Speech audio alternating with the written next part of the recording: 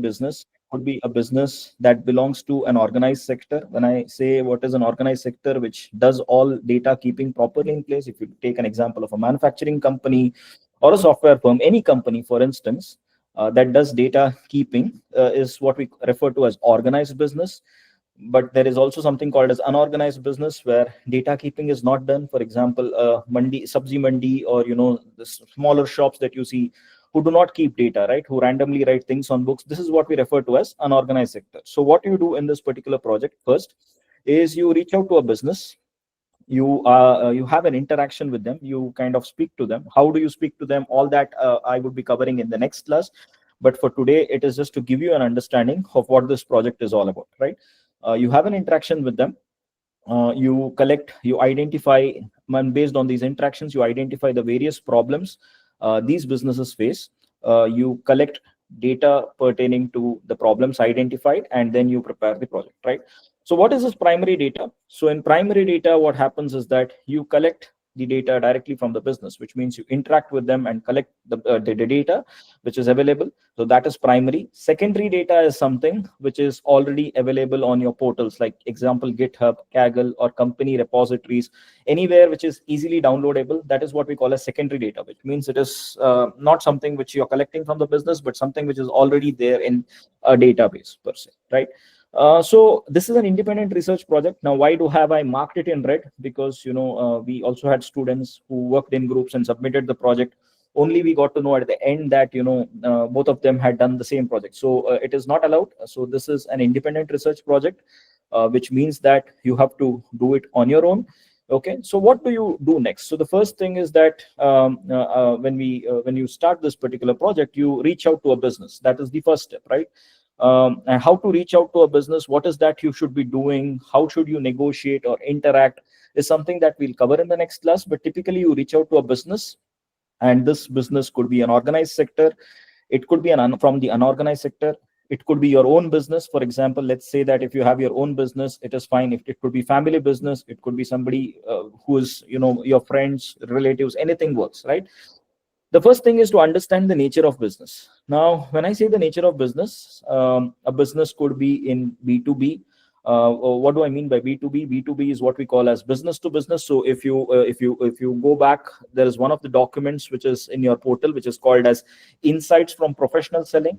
So I have that document here as well, which I'll show you later. But typically there is a document which is called as Insights from Professional Selling into BDM capstone projects. So that kind of clearly explains you what are the different kinds of businesses, right? So typically, let's say there are two kinds of businesses.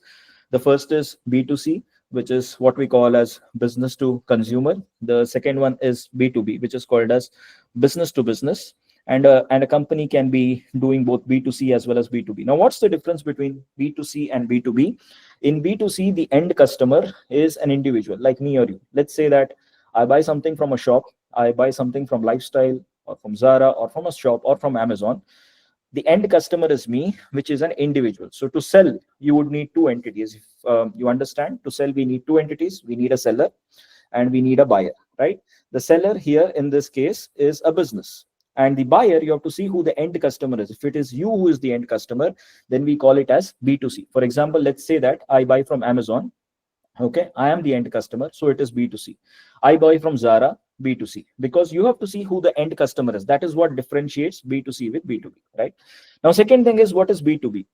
Now, in B2B, the end customer is not an individual, but the end customer is a business entity, which means, let's say that if there is a company which is buying from Amazon, or let's say that two businesses which buy from each other, like, there is a company A which is selling to company B, which both are businesses, right? Like that you see in wholesale, right? That, you have different retailers coming from buying it from wholesale. So that is what we call as a more of a B2B kind of transaction, right?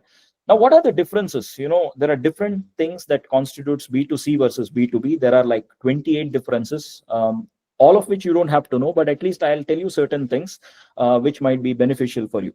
Now, what happens in B2C is that you have many customers. Now, what do I mean by many customers is, I hope all of you know what is Lifestyle, which makes apparels, right? Your clothes. And let's say that in Chennai, near IIT Madras, you have the Phoenix Mall, and you go there to Lifestyle, and you see that they have many number of customers, right? and most of these customers are typically from Chennai, right? Who typically live in and around Chennai. They are the customers, right? Whereas what happens with B2B is that the number of customers are less and they are geographically concentrated. Now, what is the meaning of this? I hope all of you know a company called Airbus, right? Now, Airbus is a company which makes planes, and there are different customers of Airbus. It could be Air India, it could be Emirates, it could be Air France, it could be Qatar Airways. Now, if you look at it, they have their customers, but they are at different parts of the world, so they are geographically concentrated. The third thing is your B2C typically goes on what we call as advertisements and promotions. Whether it is a B2C, typically what happens is the sales is strongly driven by advertisements and promotions, whereas in B2B, promotions, advertisements, or anything is pretty less. Is my voice breaking or is it okay? Is it fine? Am I speaking Uh, fast, or my is my yes, page sir. okay for all of you? Yes, sir. It's fine. It's fine. Okay, So okay. perfectly fine. Then what happens in B2C is there is a concept which is called as price elasticity. Now, what is this concept of price elasticity? You would have learned it in your BDM, which is BDM theory, that what happens to the demand when the price fluctuates, right? So when the price is going up, let's say what has happened to the demand. The demand also fluctuates. The demand comes down. So let's say that a water bottle, right? And you want to buy a water bottle, let's say $20. You don't mind, you buy it. $30, maybe might not be of, you may not still think of it. You go to an airport, it costs you 50 to $100, you still do not mind it. And then what happens is, it goes beyond 100, and then you now start thinking. So what happens is that the price increases, the demand actually comes down. So that is what happens in B2C, and that is what we call as price elastic. Whereas B2B, which is business to business, they tend to be what we call as price inelastic, which means that even if the price goes up, the demand more or less remains stable. And you may debate that with me, because these days, loyalty is conditional in nature, which means even B2B is price, what do you call as sensitive. But let's assume for now that B2B tends to be price insensitive because they deal with huge numbers. The fourth difference is the purchase value. If you take the example of purchase value in B2C, the purchase is always lesser. I mean, it could be thousands or a few lakhs when you buy a vehicle or a car. But in B2B, the purchase value is very, very high. It runs from lakhs to crores, and it runs from millions to billions. So that is what is B2B, which brings me to the next point about the decision maker. Now, what is this decision maker? Who makes decision in B2C? It is the individual. Now, let's say that I want to buy a watch, or you want to buy a watch or a dress. India, we are a collectivistic culture. Our things are decided by, we make contact, we consult our parents before we buy things, right? So let's say in B2C, typically it is decided by an individual, or in let's say in countries like Europe, in France, where I'm there currently. So what happens is typically, it is more of an individualistic culture, which means that people decide on their own. So in B2C, the decision is made by an individual, whereas in B2B, one person doesn't make the decision. Let's say that Airbus, Air India wants to buy a plane. Can one person make a decision? The answer is no. The reason is that the purchase value is very, very high. It runs from millions to billions of euros or rupees. And in the event the decision goes wrong, there are severe consequences. And that is why the decision there is made by something which is called as DMU, which is also referred to as a decision making unit, right? So there is something called as DMU, and this decision making unit has close to 5 to 15 people from different backgrounds, people from operations, quality, finance, so on and so forth. So all these things I'll park it for the next class, because I don't want to bore you with things. But there are fundamental differences that exist between B2C and B2B. Both are not the same, right? So so there are many other differences as well.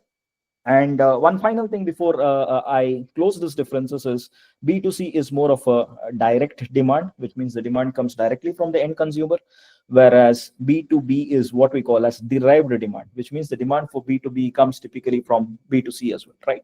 So now you have identified the business, you have reached out to a business first, and the next step is you have now identified the business, whether they belong to B2B, whether they belong to B2C, or they are into both domains, right? Then you have an interaction with the owner. Now, why is this interaction important? Now, most of the times, the common email that we get from the students is that I have collected data from this company. Is that sufficient? The answer is it is wrong, because the first step here is to establish a rapport, connect to the business owner, establish a rapport, and then what you do is have an interaction with them, trying to understand what problems they face, right, in their business. What are the various issues they are encountering? This is the first step, right? And once you do that, what happens is you kind of have an interaction. You make field notes. What is meant by this field notes is that you take notes of whatever things they say. And why is this important? To make sure that you do not forget things, right? So to make sure, so when you take classes also, you might make notes. Some of you may be having the habit of taking notes. The Gen Z may not want to make notes. They may think that, okay, everything is available online. But typically when you write, what happens is that you remember. So it is always an opportunity to take notes, right? Once you do that, and then what you do is, so they may kind of tell you the different problems, and this depends much on your interaction and kind of negotiation skills, and how to interact, negotiate. Again, in the next class we will discuss, because the first class is only pertaining to this. Now, once you identify the different problems, what you have to do is you have to narrow down. Now, how do you narrow down? Basically, our report requires different heads. Heads is, there are different sections. Is one problem sufficient to solve everything? Probably not. So typically look at 2-3 problems and see, how you can solve it, match the requirements that we have asked in the rubric. So this is called as rubrics. Rubrics is a document that we have created. But let's say that if your objective itself is very vast, and let's say that you can do a lot with just one objective, then it is still fine that you go with one objective. But typically we would recommend that go with 2 to 3, identify 2 to 3 problems. That is what my colleague Dr. Aditya would come later and explain, that why you should identify more problems. Because in some cases what happens is, you may think of one problem, you may go ahead, and it may so happen that you may encounter difficulties. So that the reason it is done. And then what you do is you explain the process of data collection, right? You have to collect data. Now, how do you collect data? The first step is problem identification. When you interact, you identify problem. Based on that, you give a problem statement, right? Based on that, you formulate your objectives, okay? And once your objectives are formulated, you decide on, you solve that particular objective. To solve this particular objective, what you do next is you have to collect data, right? So this is what is being done. So you have to collect data to solve a particular objective. Now what happens next is, how do you decide on data collection? So typically the more is always better, but the minimum time period which we always insist is 2 to 3 months. But in some cases students have done it for 1 month or this thing. It depends, but more is always better, because you have also learned it in statistics, right? As the data thing increases, it is always representative of your population, right? So as more and more data that you get, it represents closely to what is being kind of studied. So this is very, very important.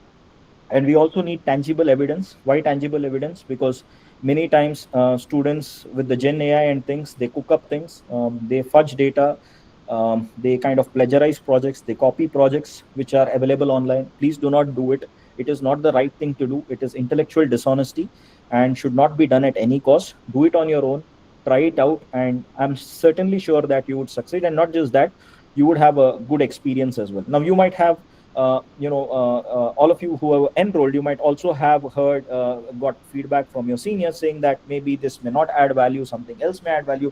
But I also want to assure you that, when this project is done well, it not only improves your negotiation skills, but also adds value to your CV as well. Because, at the end of the day, you are all experts with crunching numbers, right? But then when you actually do a project and when you collect data and do it yourself, that is when you will understand where you actually stand. And that is where things like these actually matter when you give your job interviews or things like that. Because whatever capstone projects, that best capstone projects that have come, I mean, it has really benefited them as well. And we also kind of, if you go to Andrew Sir's LinkedIn, you'll see that every once in every 2 weeks, we kind of provide information on the student who has got a best capstone project. So recently we put off Nelson. So you'll see that different stories have been covered, students having done in different domains, and we have covered their stories kind of throughout. Okay. Now, what you do once after all these things is that you collect data. And once you collect the data, you have to decide on the variables, right? Now, what are the variables? Now, let's say that if you want to study something on inventory, because inventory is an issue, then what do you need? The various variables that you need are opening stock, closing stock, the price at which it was bought, the price at which it was sold, what was the kind of how much time did it take between the time of arrival and at what time it was sold, that time period, everything needs to be captured. Now, these are the different variables. But once you get the data, do you kind of directly do the analysis? The answer is no. Why? Because things tend to be erroneous. The data will have different errors, which means there could be missing values, there could be errors. Let's say that the cost of dal, which is 100 rupees a kg, could be shown as 1000 because a dot was kind of missed. Now you have to be very careful with it. So once you get the data, what you have to do is, what is data cleaning? Data cleaning is usually done to identify and remove the errors, because if there are errors which are still present and you still go ahead with the analysis, it will result in erroneous interpretations, right? Now once that is done, what you do is you analyze the data. Now this analysis is also very, very important. You would have learned it in BDM theory, where you have done four different cases: the AS Gates case, the FabMart case, the HR case, and the finance case, PayPal case. But something similar to that. But typically here, your analysis is mostly driven by the objectives that you have designed. So this is what is important. Do not simply draw Pareto charts. Don't say that 80-20 rule, because everybody knows that 20% issues cause 80% problems, or 20% of the things. 80-20 rule is something which everybody knows, right? So don't kind of do that. Now once that is done, what you'll have to do is, once you analyze things, you will be getting certain insights, and then you should kind of provide recommendations to the business based on the insights that you kind of observe from your analysis. Do not give it by intuition, right? The insight should be based on the data, the analysis that you kind of perform. So this is what you do, right? And then that's it. I mean, you have to, typically what you can do is, you should advise based on your analysis, what should the businesses be doing, what should they be avoiding, and in what ways your project helps address some of the problems that they have stated, right? So this is what it is. Obviously the one thing that we do is just a small drop in the ocean. We cannot solve all the problems, but typically we can make an attempt to do this. I also want to kind of mention here that capstone project is not something which is done only within IITM. Any college that you take will have capstone projects. So the institute where I teach also, there is capstone project. Anywhere you go, you will see that there is a capstone project which is there. Okay. Now how is the flow of projects? So this is for primary pathway. For primary, we have 3 stages of submission. My colleague Aditya, after an hour, we'll also get back to you on the details about the submission, and in his sessions also, which he conducts every Sunday. Please don't post the questions. Everything is sent by email. It is also made available in your portal. Okay, so there are 4 stages of submission. So what are the 4 stages? The first is proposal submission. So we evaluate it for 100 marks. We scale it down to 20. We then, what happens next is, you go for midterm submission. Again, evaluated for 100, scale down to 20. You have a final stage submission. So final stage submission is again, this is where the marks are maximum, because this is a maximum final report. We grade for 100, bring it down to 40, and then finally you have Viva voce. Viva voce is just that you make 10 slides and you kind of present, and then what happens is, your project is done. That's it, right? The most important thing that I wanted to kind of address is, don't copy. I mean, do not share your reports with your friends. Also, do not copy from anybody. Why? Because it is not right to do indulge in things which is not right, which is intellectually wrong. So please don't do this. And if report is found plagiarized at any stage of submission, the student receives a ban for 1 or 2 terms, which could be between 2 months to 4 months. And not just that, they have to restart the project by working with a new business. Is this okay until here? Is my pace okay, or are you guys kind of, is it okay? Fine. Okay. Let me know if I have to decelerate or slow down. Okay. Because I have the tendency of speaking faster. Okay. Now, what is the link where you have to submit? Irrespective of primary or secondary, the submission is to be made via this portal. This document has been sent by email. If you have not received the email, if you have access to portal, you will find it in the portal as well. Those who do not have portal access can get it from my email, right? Okay, thanks, Kiran. I'll be slow.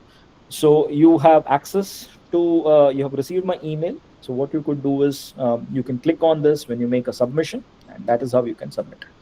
So what is the order of submission? The order of submission is the following.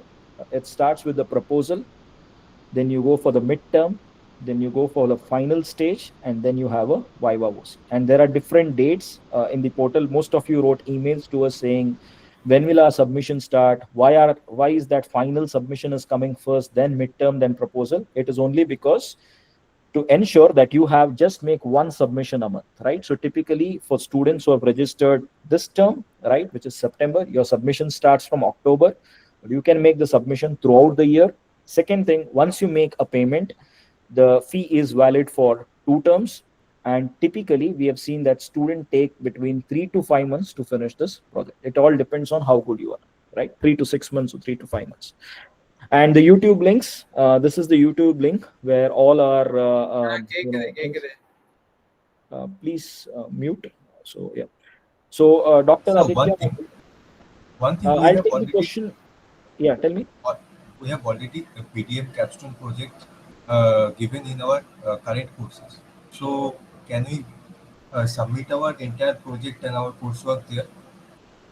Which coursework are you referring to?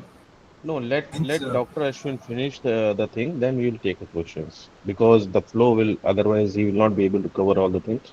Let him finish all the documents and he'll just explain you things, and then we can just address all the issues you people are having. I'm there till 11 or Yeah. 12, like whatever. I'll address all, each and every question. Yeah. Okay. So what happens is all the things that we do is also in YouTube. So you were asking about the thing. We are recording this, and what happens is once the recording is done, we shall be uploading this. We shall be sharing it with you as well, right? All queries. So please don't send us queries regarding to registrations, and it is not reflecting and things like that. It's not something which we can help you out with. We really want to help you out, but we cannot do something on this. So queries pertaining to these be sent to Akshaya, and any queries pertaining to the project be sent to us. Now, how is the submission timeline like? Dr. Aditya would explain, but typically the final submission is 1 to 3rd of every month, and the results will be announced on 10th. The midterm is between 6th to 8th. The results will be announced on 15th. The proposal is between 11th to 13th, and the results will be announced on 20th of every month. And Viva typically becomes 23rd onwards. So this is there. Now, with regard to the current submission, this is the same as the timeline, right? For you guys, the proposal submission starts 11th to 13th. If you submit in or decide to submit in October, let's say your proposal gets approved and you want to submit midterm, it will open between November 6 to 8. And then if your midterm is approved, you can submit your final, which is between December 1 to 3, and you can submit your Viva in the same month. So Viva, once your final is approved, your Viva is done in the same month as well. Now, what is this project proposal? So typically, this I told you that there are 4 stages of submission, right? So project, proposal, midterm, final stage, and Viva voce. So the first thing that we have is project proposal. So what is this proposal? So proposal is typically 4 to 5 pages long. Again, what we have done in the portal, we have provided you the sample proposal document. Please use the same thing, right? Evaluated for 100, scale down to 20, and do not what do you say, do not plagiarize, do not copy from other things, write it on your own. And it requires the following things, right? These are the things which are needed. I shall explain this in one of the next documents. But typically we need an executive summary, which typically summarizes your report, right? So executive summary is just like a trailer of the movie, right? You summarize your report in 250 words. You give information about the organizational background. You kind of mention about the problem statements, and then you bring out the objectives, the background of the problem, and the problem solving approach. Now you may ask me, at the proposal stage, how would I be able to kind of tell about the problem solving, because data has not been collected? Now the thing is, you're going to tell us, based on the problem that you've identified, given that you've done stats, given that you've done BDM, what kind of data you are planning to collect to solve that objective. And because these conversations you'll be having with your business owner. And second thing is, based on that, what is the kind of analysis that you want to perform, right? And then you have something which is called as WBS and Gantt chart, which there is a separate document on it. And there's something called as expected outcome. What is this expected outcome? It is what is that? What are the expected outcomes from this particular project? So that is what you have to refer to, right? So again, all these things, we have made a separate document as well explaining each head. So do not worry. Right now, I'm just going through the rubrics first, then I'll take you one document wise. The second one is midterm submission. So if you look at proposal, it is between 4 to 5 page long. The content has to be 4 to 5 pages, excluding your what we call as the cover page, the table of content, so on and so forth. So that is what it is. So pay attention to this. Your midterm report, again, 8 to 10 pages long. So what we do here, we again evaluate for 100 marks and we scale it down to 20. And again, if you look at it, you may ask me like, why is executive summary appearing here again? And executive summary is appearing here again because of the fact that, at the proposal stage, it is based on the initial conversations. But then what happens is, when you kind of have a conversation again, when you work with the data, now your summary would change, because at the proposal stage, what you have is preliminary. In the midterm stage, you will be working with little bit of data, so your executive summary would also change. But what is needed here, and which is very, very important, is what we call as proof of originality. Because many students kind of fudge or generate things by chat GPT. Please do not do it as well, because we have a plagiarism team that checks things, which runs in the background. So what is that we need? There is a document on proof of originality in your portal, which I'll also show you. But typically we need the organization's letter, stating that they have indeed kind of provided data to you. This works with organized business, but for unstructured businesses, what they do is that you can write a letter and give, they may not have a letter. In such cases, you may take a letter and get a stamp done. But in such cases, if you're working with unstructured or unorganized businesses, we need other proofs as well. Proofs for everybody is needed, organized or unorganized. But if it is unorganized and if there is no letter, typically what you would be needing is a video of interaction with the founder. Make sure this is at their place. It could be in Google Meet or Zoom, but then if it is not at their place where we cannot validate it, it would be rejected, right? So that happens. Then you compute your metadata and descriptive stats. Now, what is this metadata? I said that you have your problem statement defined, and then you have your objectives formulated from that statement. And then to solve this particular objective, you would need various variables, right? So information on these variables is referred to as the your metadata, and for that you compute your descriptive stats as well. And then you kind of provide detailed justification. For the midterm, we just expect 2 to 3 graphs, not much, because it's a short 10-page reports. And if you want to know more about what metadata and descriptive statistics is, it is given here. But I hope all know what metadata is. Like, suppose inventory is something that if there are inventory related issues and your objective is to optimize inventory, then what are the various variables you need? Opening stock, closing stock, the pricing, the lead time, slow moving, fast moving, non-moving stock, etc. Now these become your various metadata, and for these things you compute the descriptive statistics. Okay, so just be very careful when you do this. And I also wanted to tell you that when you are doing your descriptive stat, be very, very careful. I know that most of you use I'll come Mubashir, I'll come to your question. So what we do is that make sure that even if you're doing in system, make sure that you take double care when you have a look at it, because there was a student last time where unfortunately what he did was he submitted a report which looked very, very good, but his report was rejected because what he had actually done was he had computed the means of the pin codes. He had taken the standard deviation of the pin code. So that is why when you're doing it with the software, it is your responsibility also to make sure and understand that there is nothing called as a mean of pin code. It does not make sense, right? So this is what it is. And if you see that there are similarities across submissions, it means that things keep changing. It gets refined across various stages, and then finally you have what we call as final submission. Now this is your final state submission. Dr. Aditya especially wanted the name to be pretty clear, so it is final state submission. And again, this is 18 to 20 page long. Again, the same thing, but here you give more details, right? And at this stage, both the midterm as well as the final stage, you have to submit us your raw data, right? And it has to be provided as a Google link, and you have to give us access. If you look at it, I have mentioned here, the data and all that, it should be provided as a Google Drive link and give us access. We are not going to store the data. We just check it and we purge it. You don't have to give us, just give us view access. That should be sufficient for us, right? So that would work for us. So you do this as well. And what tool can be used for analysis? You could use any tool for analysis, Excel or Python, but typically an Excel itself is so good enough that you can explore a lot of things. Then we may have a quiz with MCQs just to make sure that are the students really understanding this, or simply are they doing it. So we are still under discussion, because we plan to incorporate this in the portal. Once you finish your final, what we plan to do is like give you different questions based on the rubrics. There is no marks for this, just pass fail, right? So once you clear this, so it will have some 20 questions just asking you that how many stages are there in primary submission. So it's 4 stages, right? Objective drives the methodology, or methodology drives the objective. Which do you think is correct? Statement 1 is correct, statement 2 is correct, statement 1 2 is correct, so on and so forth, something like that.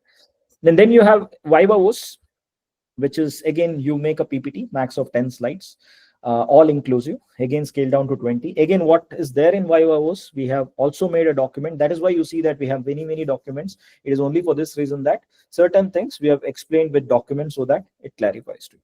And if you want to read any books, well, these are the 4 different books that we recommend. If you want to, marketing research by Professor Malhotra and Das is a very good book, worth having in your library as well. All 4 are worth having in your library. For statistics, the book that we both like is New World.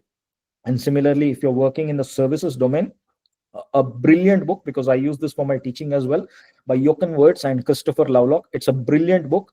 The free version of the earlier editions is available on ResearchGate. There's something called ResearchGate or Google Scholar. You can just go back and check from that. And if you're working in operations, you can refer to this book as well. You can refer to any book, by the way, but these are the suggestions that we are kind of providing. So this is about rubrics with primary data. Now I'll just go for the next one. So is this clear? Like, I mean, I'm just going for the next one, but I hope this is kind of intuitive and kind of clear. Now, if you look at the other thing, I'm just going to share things here. Well, okay. So I was telling you about B2C and B2B, right? So if you have doubt about what is B2C, what is B2B, what are the differences, you can just go and look at it.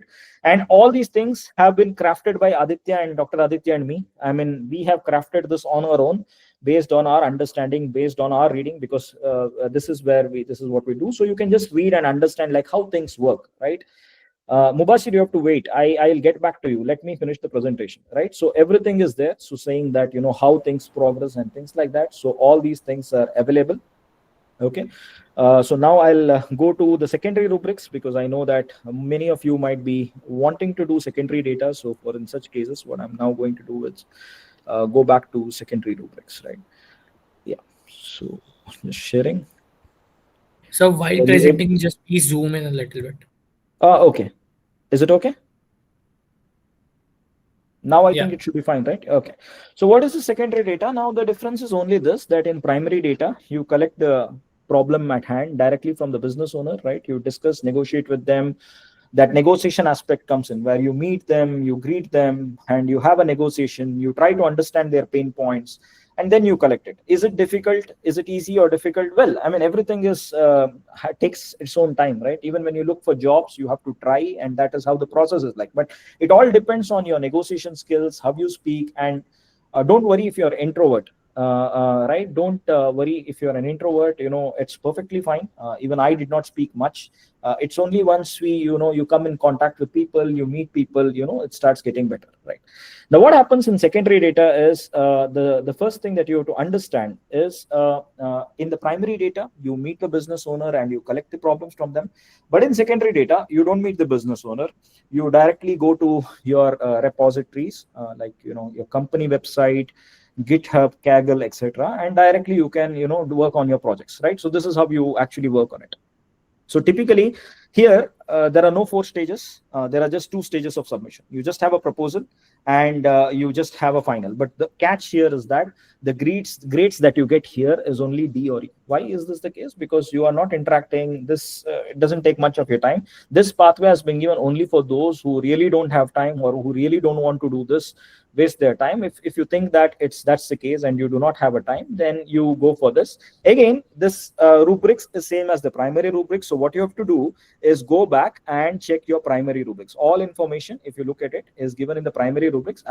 We have kind of given what is to be done, but what you have to be doing is that all information, go back and refer to the primary rubrics. So if you ask me what document should I actually refer, ideally you should refer for primary, guys, only primary rubrics. But for secondary, guys, you have to refer both primary and secondary rubrics. The remaining things that we have given you is for aiding, for helping you out, for your support purposes, right? Just to, kind of provide you with more clarity, to kind of, answer your questions, any clarifications that you have. So we anticipated this based on the feedback that we got, and then we have crafted as much as documents as we can, right? So next, what I'll do is go to the next one, which is, just give me a minute. Yeah, share. Is this clear? No, not proof of originality. Stop sharing. Just give me a minute. I'll just close the ones which I've completed. Okay.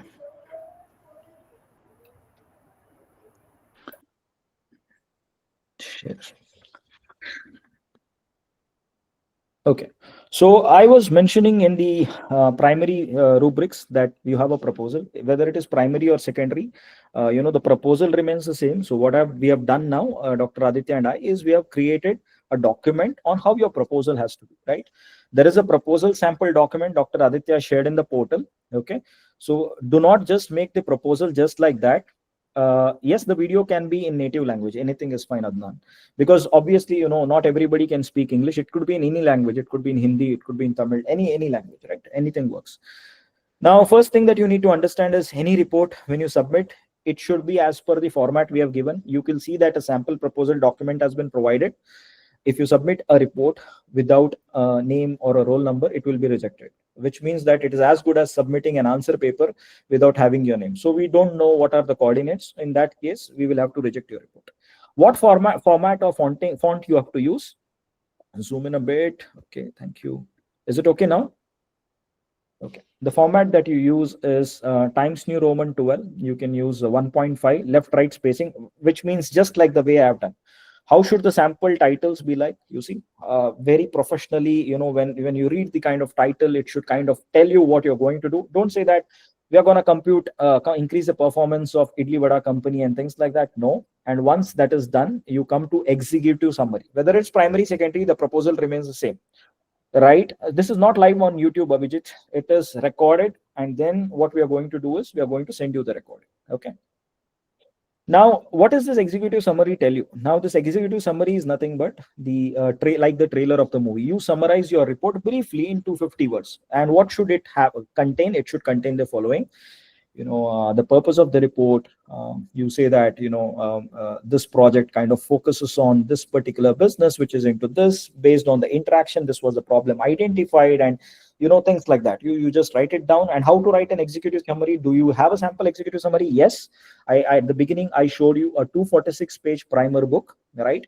If you go there, there are 5 sample reports given. Especially refer to the report of Mr. Anupam Chandra or Mr. Subramaniam Mohan, written very, very well. That should give you an idea of how your executive summary is crafted. Now, once that is done, you don't say that you will find loopholes and increase firm sale. It is impossible, because if that was the case, they would have done it themselves, right? You can only help identify some issues, right? That is what you could do. You can identify certain things and kind of make suggestions. Then you provide information about the background. Now, what is background? Background is telling more about the company, right? In your own words, this company deals with so and so, is located here, and typically catering to the B2C or a B2B vertical. These are the product lines, these many employees they have got, and so on and so forth. So this is what is called as about the background, right? Write little bit about write in your own words. You don't have to use Chat GPT. I mean, it is okay to have not to have a perfect English, right? Make your attempt and try to write in whatever ways you can, because the more you rely on technology, what happens is technology usage is good, but the more you rely, then your thoughts will not be original. So even if it is having some errors, it's okay, but try to write it in your own words. Then if it is an organized company, like big companies, then they obviously have a mission and vision statement. Obviously a sabzi mandi and things will not have mission vision statement. So what is your mission statement? Mission speaks about the basic purpose of existence, and your vision is what your company aspires to do in the near future. So you do that, and then you define your problem statement. Now, how do you define your problem statement? How do you identify it? This is the mistake where every student does. Even after the class, we will receive 100 emails saying that I have data from this company. Is it okay? The answer is no. The first step is to interact. The video is compulsory. If without video, it will be rejected. we cannot establish credibility, right? So please pop up the questions later. I'll answer it later. So typically what happens is, it is a one what happens is, you can understand what problems the firms face only once you have discussion with the business owner.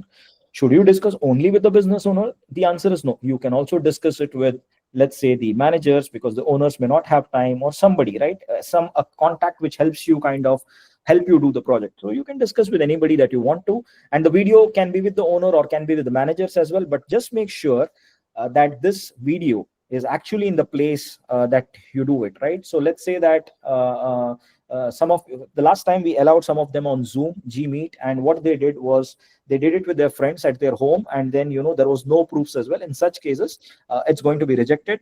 Let's say you do it on Gmeet or Zoom, acceptable, but make sure that you give the other proofs which are help us establish credibility. If that doesn't help us establish credibility, like a letter stating you have done the project.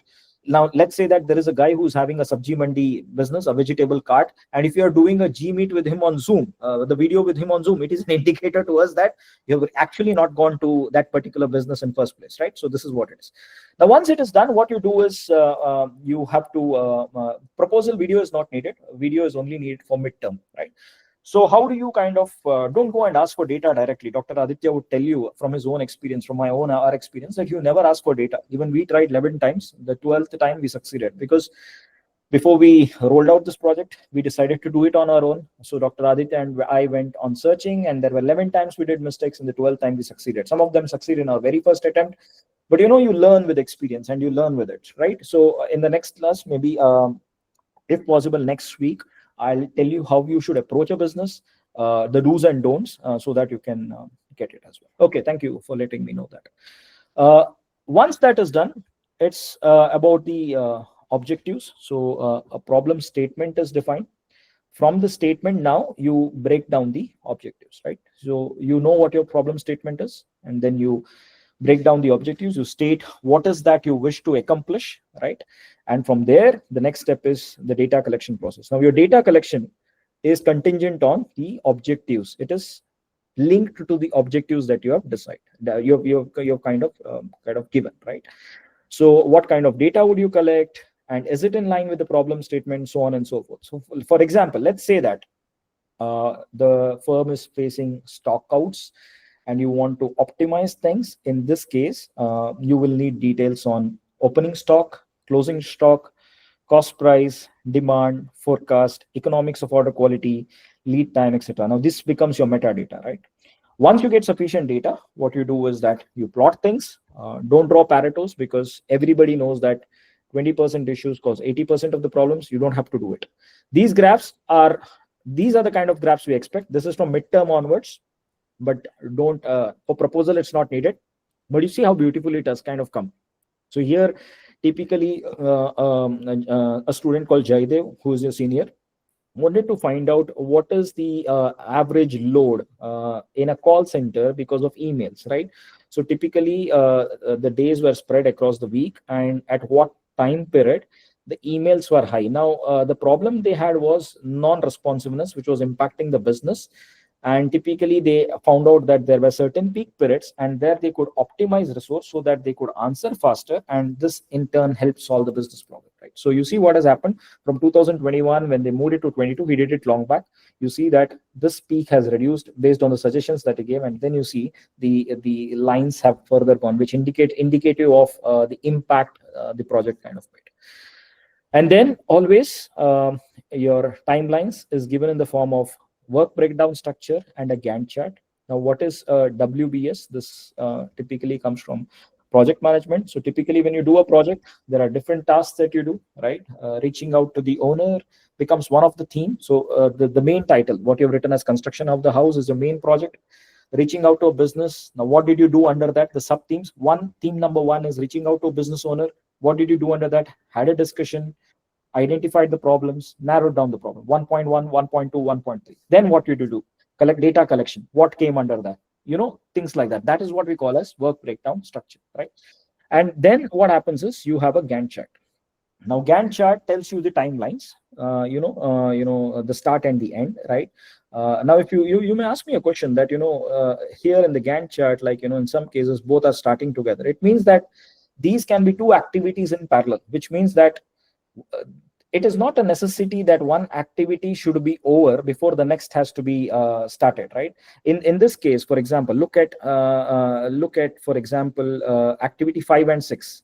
Activity 6 can only begin when 5 is completed, but in some cases, if you look at activity 5 and 11, both activities are independent of each other, right? Which means they're not dependent on each other. So that is what it is. So this is how you do it. Don't just write, let's say, your midterm final submission. This is typically based on your project. One of the theme could be your submission, right? And once that is done, speak about the expected outcomes. Outcome is what you wish to accomplish from this project, right? Just implications and that you think would come in, right? And this is what you do. So this is what is expected in the proposal, just 4 to 5 pages. Ideally, the proposal typically happens very fast. Why? Because you have a discussion, you kind of do it, and typically, but the work starts becoming more interesting from midterm and what we call as your final submission. So this is the proposal document which you could refer to. So if you have to refer just 3 documents, just like, for primary guys, the primary rubrics. For secondary guys, they have to refer the secondary and primary rubrics. And finally, what happens is, if you want sample documents, these are the ones that you could refer to, right? And I'll go to the next one, which is, in the interest of time, I'll speak about what we call as the proof of originality, right? Okay, share.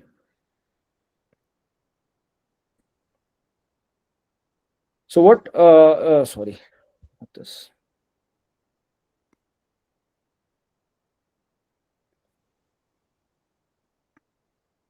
Just give me a minute, please.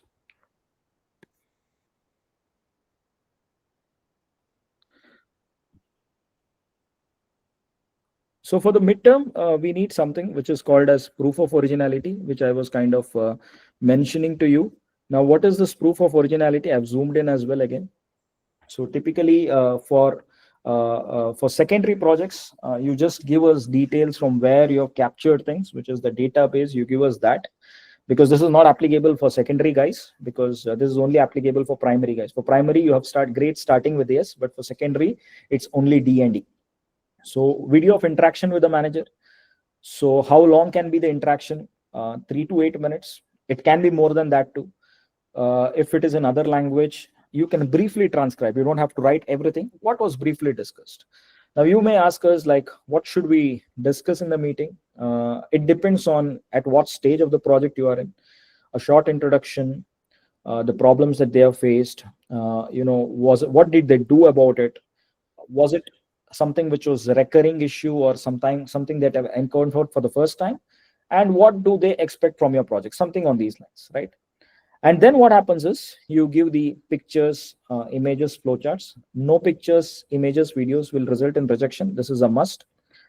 Letter from firm in letterhead with stamp and sign. This is with organized businesses. If with unorganized, they may not have it. So in such cases, you could do it and put a signature or something, but make sure that these things are there. Point number 2 is very, very important. If this is not there, then the report gets rejected, right? And then how to provide all this? Just give as a link. Don't have to paste it on your report. Attach a drive link and give us access to IATM. View access is sufficient for us. Just view access. We don't store it. We don't store the data. We have evaluated more than 13,000 projects till now, so nothing is done. And for secondary data, you just have to tell us from where you kind of collected your data and kind of provide information. So this is what it is about, right? I just got 2 more documents, and then I'll just pass it on to my colleague. So okay, so there is also something called as information on Viva voce, right? Which you might see. So what is this information on Viva voce? I said that whether it is primary or secondary, at the end you have to give your Viva, right? And I said that there should be 10 slides, all inclusive, beginning to end. And typically Vivas are done 20th of every month. So you will be given Dr. Aditya would explain about what this process is, how the booking and all is done. But what is this particular Viva? So you don't have to worry about this firstly, because this comes at the end. The Viva is for a duration of 30 to 60 minutes. Make sure you are formally dressed and you join at least 5 minutes before your Viva. And you make your slides. Don't present your reports, because most of the students, despite we made these documents, we had to increase the documents because students were just presenting reports. So that is why you can make it in Canva, PowerPoint, anything, right? You cannot make a presentation with PDF or Word document. That's not possible. Always maintain your data till the end of the project, right? The examiner could ask you to kind of do the simulations and show it to them. The examiner has the right to ask that. You will be showing anyways the graphs that you have, but the examiner could ask you to kind of redo it or kind of show them newer things. And very, very important is to be polite and professional to your examiner. If any kind of misbehavior or disrespect is shown to the examiner, because that is not what we expect and we don't want that as well, it will result in cancellation and a failure grade, right? And if plagiarism, I just want to reiterate this once again, because as the program keeps growing, that you have more and more number of submissions which are getting plagiarized. Firstly, don't share your reports to anybody, because even if similarity comes, both of them end up losing it. Do it on your own. That is why we have given you many reports as possible. So don't do plagiarism, and if that happens, then it will result in a failure grade. Last two documents, then I'll pass it on to my friend Aditya. So before that, just two more documents. I'll take, I think, 10 minutes. So for those who have doubts, because I know that you may all have a lot of queries, we have created something called as FAQ, which is frequently asked questions, right? You can use anything as an analysis tool. That's what I said, right? R, Python, anything, right? So all these things are available, right? Do not ask us like, what should be done, or about the payments, or it is not reflecting. It's with the support. So here we kind of tell you what is that you need to do when you have problems. So before you raise a ticket, Dr. Aditya would also tell you about the portal and the process of raising tickets or changing from primary to secondary or secondary to primary.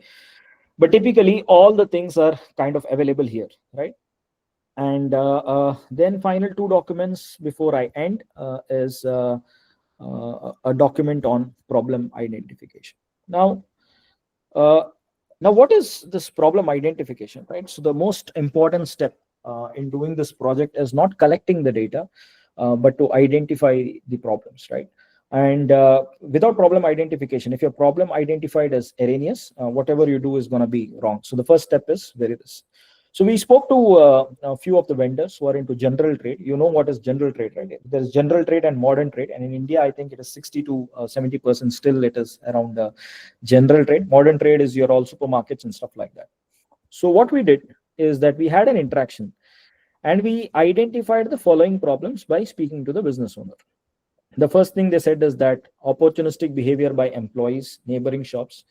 They try to cheat, they try to misbehave, things like that. Do we have a data driven approach to solve this? The answer is perhaps a no. So this problem is ruled out, right? So this is how you identify once you use price bidding to win a customer. So what happens, we are price sensitive. In B2C difference, I told you that B2C tends to be price sensitive, which means that as the price comes down, the demand actually varies, right? So this happens because, people are very, very price sensitive. You get 5 rupees, 10 rupees less, people would switch. Could we do something because of this? Can data be collected pertaining to this? Perhaps yes. What is the opportunity lost? The opportunity cost you could find out. Some customers purchase on credit, not some, almost everybody, because we also have a business. So I know that customers purchase on credit and they repay in 10 installments, and sometimes they even default. Well, something can be done about this. The answer is yes, because you have the information, what has been taken, what goods, products were taken, how much they are paid, and what is the time from the time they pay and how much time it is taken to close, from which you can know about the health of the customer, right? You can know whether you have to give it or them or not. Presence of middlemen, agents in the business. So you have intermediaries in the business, brokers. Can something be done about it? The answer is no. Supplier quality shirking practices. Now what does this mean? That wholesalers get it from manufacturers. When you get a 50 kg tur dal bag and let's say that something is mixed with that, can anything be done? Again it is very very difficult to do it. Unpredictable demand, this happens typically during pandemic, where impulse buying was happening. I hope you know what impulse buying is, where people did not plan and started buying it, right? So it caused unpredictable demand. There was nobody knew, even if you had the best systems in place. Wholesalers typically have tally and other things, but they still couldn't track things because of the demand was unpredictable. So can something be done with this? Yes. Dependency. Again, what happens in B2B markets is the dependency is higher. What do I mean by this? Is that in B2C, let's say that you don't like Zara, you switch to lifestyle. If you don't like lifestyle, you switch to Raymond's. You have many service providers, so many brands. You can switch, right? If you don't like Big Bazaar, you can go to Reliance Fresh. If you don't like Reliance Fresh, you could go to Spencer's. But that is not the case with B2B. When your number of options available are less, the dependency on the service provider or the supplier is more, right? So can something be done? Again, a data-driven approach could be done. Poor work-life balance, which we all know that work-life balance is really a big concern. Mental health issues are popping up. Many of them complain of this, and there are unintended consequences that also happen. Then you have unprofitable customers. This happened with our business typically. So who are these customers? Now these customers bought from us in bulk. They bought a lot of stuff from us, but they were never profitable, which means it was cutthroat margin. So what you do in such case is, first you retain your profitable customers. So there's a concept called CRM, which is called as customer relationship management. So typically you retain your customers who are profitable.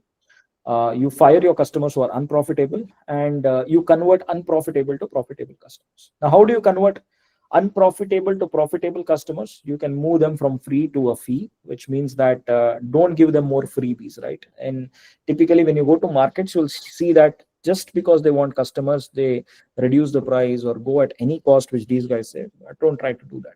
And then finally, loyalty is conditional. As I said, doesn't mean that B2B is also price insensitive, insensitive. They could be sensitive as well, and so on and so forth. And there are other factors like uh, uh, guys asking for bribes to issue certificate, which keeps happening in the markets. Can anything be done about this? The answer is again a no. Nothing could be done. One final document before I close my part is something which I really liked, and this was a project which we did for a coffee shop. So in case you guys go for your Paradox, you should visit this place. Now, there is a business called Vijayram's Coffee in a place called T Nagar in Chennai. And T Nagar is one of the most crowded areas of Chennai, known for shopping, right? So during the pandemic time, we had to move out of our hostel, so I took an accommodation there, and that's how I got to know him. And a business which was run by a father and a son. Father was pretty old, and the son was like typically good. So what was special about this store is this was a bus stand. So you can imagine that, and the shopping area, right? Shopping street. The crowd was huge. I mean, in lakhs, typically you get people. So everybody, competition everywhere. But though there were 15 shops selling the same stuff, it was this guy who was actually making more business and a better business, and for a variety of reasons. Why? One is that it made me curious, because I'm somebody who is from the sales and marketing domain, and I've given you his Instagram page so that you can go and check. He focused always on making customers happy. And what was typically happening, his quality was anyways good. So when the customers were happy, they were loyal, and they decided to people went on buying from him, and word of mouth, which is what I'm doing to you, right? When a customer is happy, they spread positive word of mouth. When a customer is dissatisfied, has a poor experience, they spread negative word of mouth, right? So what did he do? So if you see a tea shop, the first thing that you get is cigarettes or BDs, right? And he did not sell anything of these things. His coffee was expensive in comparison to what you get in the vicinity, but his coffee was better in terms of quality. But still, people are price sensitive, but still, it did not work there. What he did, he kept only those items in stock which he felt would add value. So, he bought all simple things like pulses, your sprouts, mini cutlets, and samosas. And what he kind of did was he maintained consistent stock irrespective of the variation in demand. He started sandwiches, which people like. But the moment he realized that it was not going, he phased it out slowly. And then when he saw that customers were preferring a 10 rupee coffee, he introduced something called coffee shots. It's not there now because I wrote this case some 2-3 years back. So he 2 years back. So we wrote this 2 years back. So he introduced this coffee shots, which made people come to his store. And it's all about coming to the store once, right? And he knew the power of social media. And he was very nice. I mean, even when I came back this time from my holidays, I just went to see him, and very nice person who kind of connects well with the customer. And not just that, he took feedback seriously. If you tell him something, a good business is something which, or a teacher is somebody who will take feedback and work on it, and that is what he did. And what happened because of that is acquisition was also happening, customers were also happy, and the happy customers were bringing in newer customers, right? So this was his wafer biscuit coffee. This is the thing that the bun butter jam. Things became very nice and super hit, and people writing good reviews and feedback for him, which ultimately helps the business. A small coffee shop, but you see how things work, right? So this is what I wanted to cover. I took 1 hour, but I hope this was okay for you guys, and I have kind of given you a brief about the project.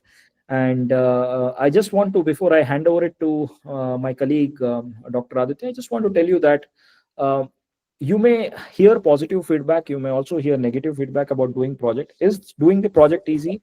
The answer is no. I mean, I wouldn't say that doing anything is not easy, right? Whether you do this project, or you do any project, or you learn any subject, it is not easy. But when you do something well, what happens is that not only it helps you understand your concepts better, right? In addition to that, it also adds some value to your CV. So this is what I would kind of say, right? Like if this is something that might be of benefit to some of you, right? It adds some value to your CV.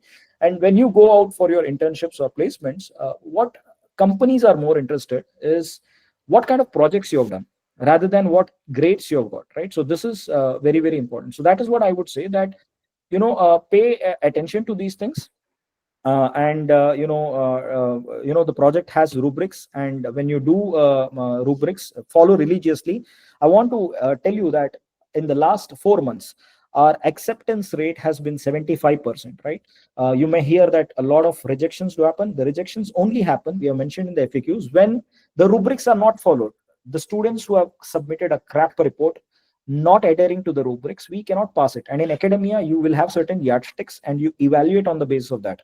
If you do not follow those guidelines, right, then what happens is that we also cannot help you out, right? So please follow the guidelines. All the things are available with you. Most importantly, from now on, Dr. Aditya is the guy who's going to help you out, and he's going to have more conversation with you, and he's going to clarify your doubts in more, he's going to be with you. So attend his sessions, clarify it. And we believe that if you work hard, in 3 to 4 months time, you should be in a position to finish it. So with this, I would conclude, and I will hand over it to him. And Tushar, yes, you can use a Power BI as an analysis tool. So I'll hand over it to Dr. Aditya. Well, I would, okay, one question you can just, I'll take suppose it. I am collecting data. So how I should collect data? For 5 years data? Month to No, month? it's not like that. It's not like it's not like that. It's not about 5 years or 10 years. What you have to do is the following, right? It could be for 1 month, it could be for 2 months. But typically what happens is, it should help you. You should be able to see a trend. I'll give you an example. Good that you asked this question, Divya. I explained this in my previous orientation. Let's say that you're collecting data from Zoom Cars, which gives car on rental. Now, if you do collect data for 1 month, would you be able to see a trend? And let's say that that month was February. Dull business, you're not able to see any trends. But typically, if you do it for March and April, then you will see that holiday season, you'll see spikes. Not just that, you'll also see the variety in which, what kind of cars people have preferred, the normal one, the SUVs, or the high ends. You get the point, right? So more is always better. But typically, if you're doing with a vegetable business, vendors, or things like that, even 1 month to 2 months data should be sufficient, right? Vegetable vendors may not maintain the data with them in such cases. The grocery Grocery also want to see, the more is always better. They have a stable and constant business and constant selling. But suppose you have a some we'll discuss about it. We will discuss about it. Yeah, I think he will address that for you. So I'll just discuss about it, right? Yeah. So please don't put so many questions. I mean, yeah. let him complete. Let Thanks, him Ashwin. complete, and then Uh, yeah, you can just. yeah, yeah. So I request any one of you to open the portal, right, and share the screen. So it will be helpful for me to explain you like how the things are going on the portal. Any one of you who have who is there with the laptop and able to access the portal, you can just share the open the portal and share the screen. So I'll explain everything from the student point of view because if I'll open the my portal, it is pretty different from yours, right? Yeah. Anyone? Yeah. Good. Sir, does this work? Yeah, yeah. You just open the home page, right? So this is the home page, right? Correct. So now I'll explain things like a lot of things about the portal because a lot of issues, lot of doubts I have like I am witnessing in the messages, right? People are not getting the documents. Everything I'll explain you from your point of view, right? From your accessibility point of view. So once you open the, since those who are new to the project, right? So you have the opportunity to select your route, right? Either a primary route or a secondary route. As Dr. Ashwin told you, we have two routes for doing the project, and we are. I'll discuss about one more route which we are planning to launch in this term. So after completing this, I'll just focus or I'll just put a light on that particular domain which we are thinking to bring up for you guys. So as of now, you can consider you have two routes, right? A primary route or a secondary route. So it is a one-time activity. When you are just having access to the portal and when you are ready with your report, you have to select the route and from there you have to fill this particular details, right? So once you fill the details, your project route is fixed. Suppose you have selected a primary route, right? And you fill the all the details of the businesses and along with a declaration statement. So your basic details about the business sector, right? About the business description, about the route is fixed now, right? So you need to continue with the same details or the same business throughout your project. You can't change in between. I'll tell you like how you can change in between in case some uh, issues come with the business or you are not getting a data. So there are some certain guidelines which you need to follow. Then only you are able to change the project route, right? So this is what the first phase of the project when you are going to submit your report. So this is the primary screen. Now you can go to the timeline. Yeah. So these are the timelines. So there are a lot of confusions related to the timeline, right? So what happens like the portal is accessible to the previous term student as well, right? So those who are registered in the previous term, May term, right? They also, those who are registered and those who didn't able to complete the project in a May term, they also have accessibility to the portal, right? Since the student who registered newly to the portal, they are very new, right? But those who are in the previous, those who are coming from the previous term, they have accessibility to the portal. So these timelines, right? Whatever the timelines you're seeing now, it is a timeline which is relevant to them, right? It's not for you. So once the submission is started, right? Suppose once the final submission is start in next month, right? New cycle will start. These timelines will automatically reset, right? So you will get a new timeline. When you go in the portal, you can see the timeline. It will be resetted, right? So now you can see here, we have two options, right? We have a primary and a secondary. In primary, we have a three submissions. That is a proposal, midterm, and a final term, right? And in secondary, we have a two submission. That is a proposal and final. Okay. So you can see one more tab here. It is mentioned as a revision tab. What exactly this revision tab is? Okay. So when you're submitting a project, right? Sometimes it happens you forget to attach a link or your links are not working. Suppose midterm report, you need to share your data or in the proposal you need to share a declaration statement, right? Or there are minor changes you need to make in your report, like you forget to attach your Gantt chart, right? If Gantt chart is missing, so the TA will give you a opportunity to work on your report to add these minor changes, like he will just give you a comment like these are the changes you need to do, and you need to resubmit the report again, right? So this is called a hold option, right? So hold in a hold option, what you need to do, you need to you need to give the proper link, or you need to address a comment given by the TA, and after addressing, one day you will get when you need to resubmit your report. So if your reports are hold, then only you will get opportunity to resubmit, right? Otherwise, there is no resubmission. If your report get rejected, right? So you won't be able to submit your report in the same cycle. There is no resubmission happening. There is a proper logic for that, because suppose we have 2,700 students registered, right? So if we have nearly 800 reports, amongst 800, if 400 reports are rejected, then again they have to submit it again. Like all the 400 students need to submit again. It is very difficult for us to evaluate the report on time. All right.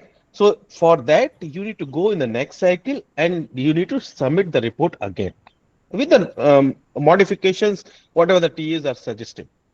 Right. So timeline is clear to, I think it is clear to all now. Just give a thumbs up. I'll go. Oh, great.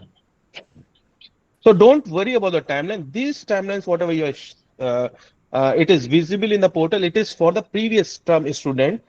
Your timeline will start from the next term, right? From the next cycle, right? So next cycle, it will get resetted and you are able to submit your proposal or whatever stage you are in. Now you can go to the document folder.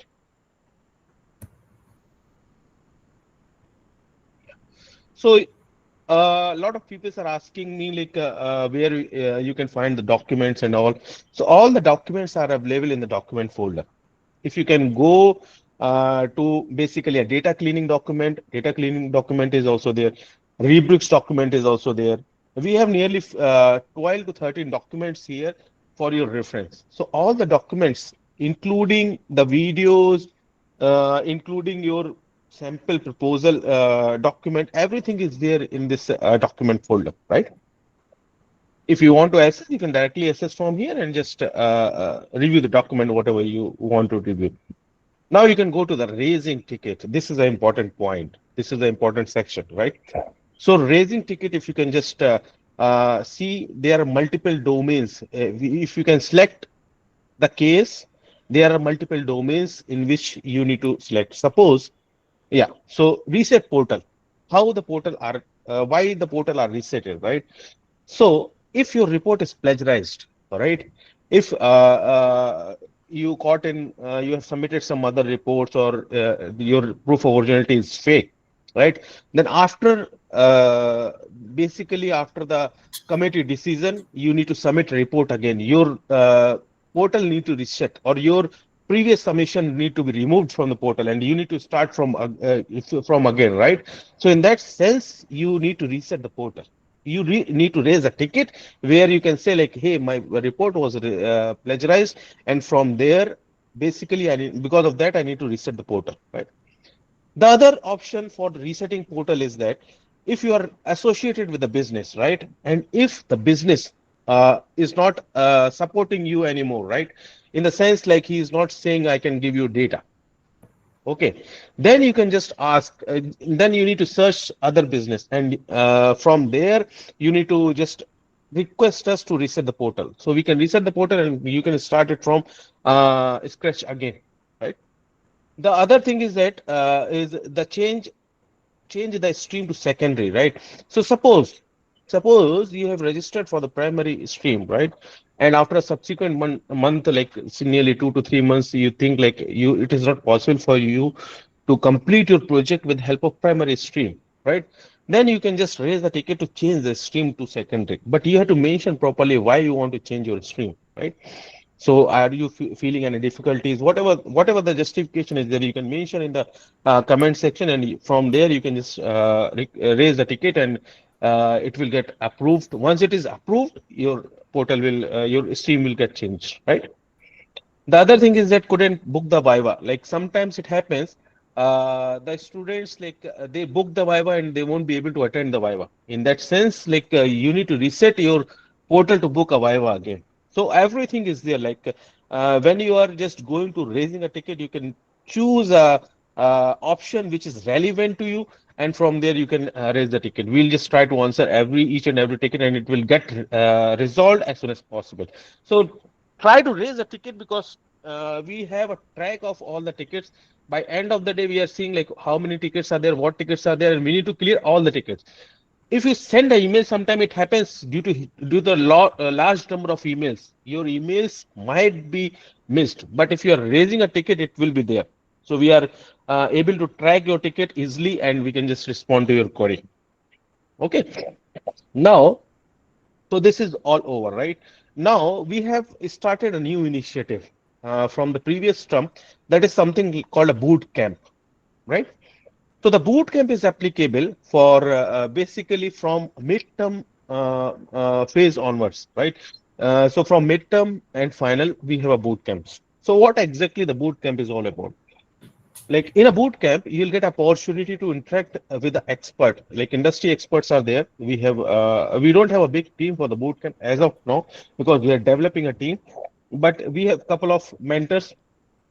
So when you're just booking a slot for the boot camp, right, you will be allotted with a mentor. And that mentor, like if your report got rejected or you are not able to interpret what exactly the TA comment is all about, right? If you are stuck somewhere, right? If your report is totally rejected and you are stuck with the project, how to proceed forward, then you can book a slot, right? You can book a slot. Mentor will be there. He'll give you a one-to-one session where he can explain you like what exactly the problems are there in your report and how you need to modify your report, right? So from there you can get a guidance to improve your report, to change your report, to modify your report, so that the chances of acceptance will increase, right? So this is all about the portal. I think it is clear to all as of now. There is no doubt. Just give a thumbs up if it is clear. We can move ahead. Okay, great. Yeah. So, I'll not discuss more about the project. I will be discussing basically on a Sunday session. So we have a Sunday sessions, right? On Sunday session, what happened? I usually take a sessions on Sunday where I'll just discuss a concept. In the initial 2 to 3 sections, I'll just cover details about a project, each and every submission phase with the details like what exactly the content should be, the executive summary, every heading I'll just cover, every sections I'll cover in the session. And then we can have a session where I can address the issues, whatever you are facing on, right? If you are having some issues with respect to project, you can come up and you can discuss it, the issues you are facing on, right? So this is something like we are doing on every Sunday. I'll just schedule a calendar for that, and you'll get an invite, and from there, like every Sunday, we can have a sessions on the same time, right?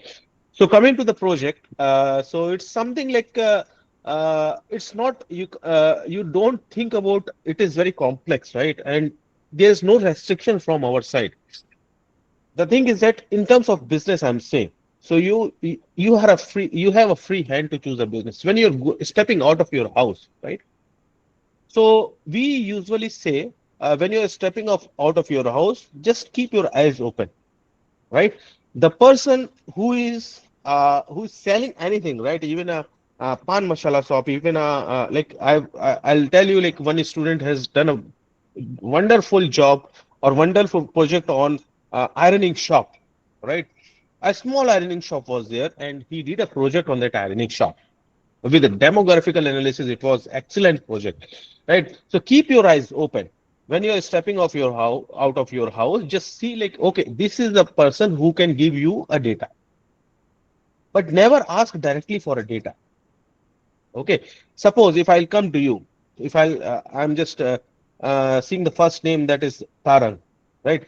If I don't know Tarang, I'll just go to Tarak and ask him about some personal details, like what is your academic qualification, from where you have studied, what is your percentage, right? I'll just ask a different questions with Tarang, right? Even though I don't know Tarang, so there will be a point of doubt with Tarang. He'll think why he is asking a lot of questions to me. Even though like I don't know this guy and he's asking personal questions to me, academic questions to me, right? Why he's asking, right? So the same thing happens when you are going to get some data from a business and you are asking directly a data. I'll tell you, I had a very beautiful conversation with a guy when I was in US. So that guy was like they have a shop where they can sell books, right? It is near to the beach. So nearly, I think 45 minutes, I had a discussion with him. I had a discussion like how most of the people are going for a digital words, digital things, right?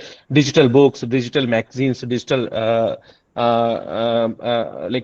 digital documents they are reading, right? So what exactly the possibilities? So this conversation stretched nearly for 45 minutes, and in 45 minutes I didn't ask him for a data. And at last he told me, sir, the things you have pointed out that are the major business problem which we are facing on. Just give some suggestions like how to come up with this business problem which I'm going to face, which I'm facing currently, right? So that is the point. Like initially, if you can talk to them for 45 minutes, but when you are going to talk to them, you have understanding of the business, right? Suppose if it is a small business, you can say a small fruit shop, very unorganized shop, like they don't have a proper structure. So it's a nearby shop they have opened and they're managing somehow. So it is basically unstructured business, right? So you can go there and you can ask to him like basically what exactly the products you are selling on. Just have a formal discussion. Okay. The key point is that here, when you are having a discussion, you have a pre-check of this particular business. What are the major flaws in this business are coming, right? Mainly the issues are coming, the rotten fruits, the life of the fruit, right? So suppose it is the fruit is like they have a fruit, like this life of the fruit is suppose 2 days. If it is not sold out, what exactly they are doing? Is there will be any possibilities they can convert that fruit to basically a fruit salad type of thing? That is what exactly Fala Mudir, there is a fruit shop they are doing right now. So they whatever they think, like the fruits will not go for 2 to 3 days, and it is in the verge of getting rotten. They are just converting that fruit to fruit salad and they are selling, right? So these are the things like when you are going to them, you should have some idea, right? Otherwise, like there is no means. Like if you're going to the business shop and you also don't have idea of anything, right? Then it might be like they'll think like he don't have any idea and he's wasting my time. He'll not entertain you, right? I'll give you one example. That is a very practical example. So when we used to go in a train, right? If it is a long journey, there is a huge discussions are going on. Okay. So some people are giving their thoughts based on experience, right? Some people are giving their thoughts based on their study or background study, right? So in that sense, like if you can see a person, right, who is communicating with the data, he is telling a lot of things with the data, then you are pretty much convinced and you can listen to him. Whereas the other person is there who don't have any understanding, he is just putting some random numbers and random thoughts. Then you will try to ignore that person. Hey, he is not saying anything. He's just bluffing everybody. But the person like who is giving a stats and who is trying to convince you, right, with the help of proper evidences, right, then it will be more convincing. Then you will listen to that guy and you will be impressed with that guy. The similar thing happen when you are going to collect a data as well. So at least don't go with a without any thoughts. Just try to get some understanding of the business and have a discussion. So it's not something like if you just go for a discussion and take suggestions, then the other person will be motivated. Like, okay, last time you said this thing, I have done a study on this particular things, and these are the results. Then he might be convinced. Because initially, if you can go and ask for the data, he'll think you are coming from IT department and GST department, right? Because they don't have a GST and all, right? Small businesses, they don't have a GST and all. They'll think like you are coming from a GST department or some other department, and you are just taking some confidential information. Even they don't have a no, like the data is important for them. They don't have any data itself, right? So they don't know the importance of a data. But the thing is that, like, if you're going and inquiring a lot, then the doubt will come up in their mind, and because of that, they'll not support you. So just go with an open mind, just have a discussions in 1 to 2 meetings, and then you can just ask for the, don't ask for the data, just say like, I'm doing this thing. If you are interested, I'll just try to analyze your thing. Okay, so in that sense, you will get a data. This is what exactly we got to know from the student as well. When they went to the shop and they directly asked for the data, nobody gave. When they build a story, right, then they gave them a data, and they entertain the students, right? So the same thing you also need to apply. And the other thing which I want to say is, try to find, like, if you have your own shop, that is the best thing, because in your life you will not get opportunity to analyze your data, your own data, own shop data. So this is the best opportunity where you are going to analyze and find out the bottleneck in your business. The second thing is that if you don't have a business, just try to find out if somebody in your family or relations, they are having a नहीं business or not, तो सी right? Plus plus में ज़्यादा inbuilt function होते हैं जावा से। अब Hmm. एक दो चीज़ है जिससे हार्ड वाले क्वेश्चन सी प्लस प्लस में सॉल्व हो जाएंगे क्योंकि इनबिल्ट फंक्शन है। जावा You में can कुछ ऐसे discuss C++ हाँ and hard inbuilt function later, तो because this is अगर the नहीं किया BDM तो class दिक्कत right है। now. इसीलिए तो पाइथन सबसे ज्यादा आसान रहती है।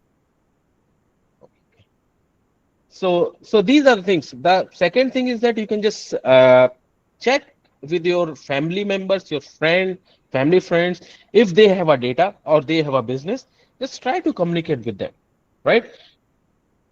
Also, when you are going to the business, we are uploading a lot of videos, testimonials from the business owner side. Just try to show them. Like, these are the previous student has done a project, and these are the testimonials. Just send them in a WhatsApp. Let them watch. This will give them a confidence actually.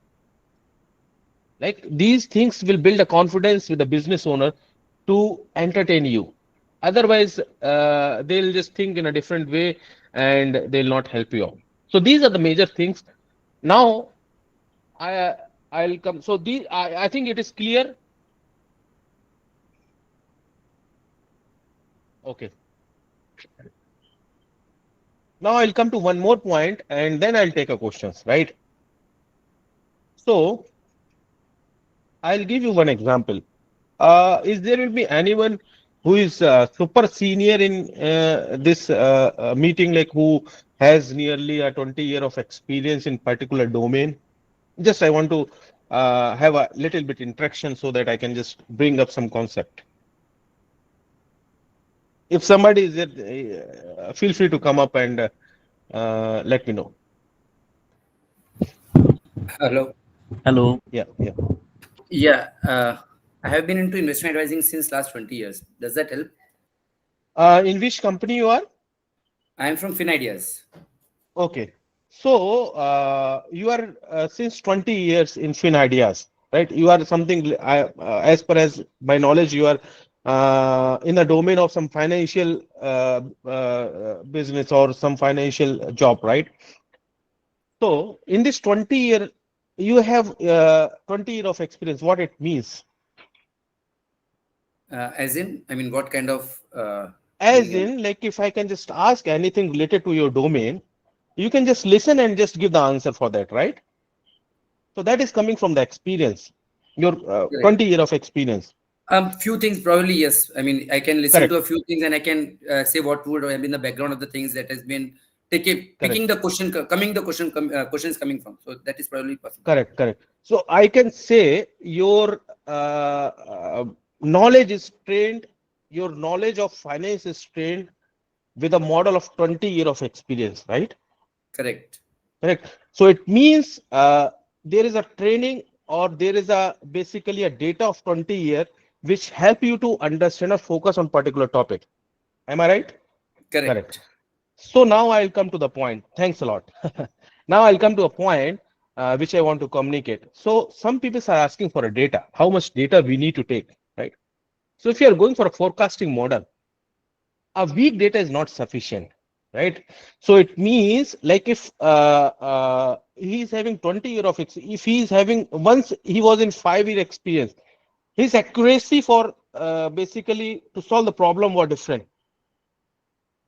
Now he earned 10 year of experience. Accuracy of solving a problem is different. Now he is having a 20 year of experience. So it means the accuracy will depend upon the amount of experience he is getting. So similarly, when you are going for a data collection, all right. So if you take a weak data, so in that sense, the weak data is very small. You will not get accurate results. If you go for a 1 year data, at least in 1 year data, you can get a 3 seasons. All right. In 3 seasons, you can get you will be able to analyze, okay, in this particular 3 seasons, what exactly the variations are coming. So it means the data quantity, right, in terms of months, in terms of year matters a lot. So try to get a data as much as possible. If you are going for a forecasting, if you are going for an inventory, or if you are going for a time series analysis, because if you have a shorter data, it won't make any sense. If you have 2 months data, it won't make any sense. So that is what we are saying. We are suggesting for all the students, just try to get some more data. So at least you can train your model properly. It will give you accurate results. Got it? Thanks a lot. So this is what I want to communicate. The other thing I want to communicate here is some more question was there. Okay, I'll take in a question and then I'll just answer. So that's all from my side. In Sunday session, I'll just explain you more about the details. I'm not a PPT guy. I'll say you. I'll just use my whiteboard and I'll explain you everything about the project, right? And we'll build some concepts based on images, based on different pictures, visualization, and from there we can build up the basics of this project, which might help you, and it will be very useful for you when you are moving with the project, right? So that's all from my side, and I'm happy to take the questions. We can go in a sequence of raising hand to address, because it is not possible to take a random questions. Just whoever is having a doubt, just raise a hand and I'll try to address all the questions, right? I'll go with Karishma. Yes, sir. Am I audible to you? Yeah, yeah, Yes, you're sir. very audible. Tell me. Sir, I have a few questions. First, I have a question with the proposal.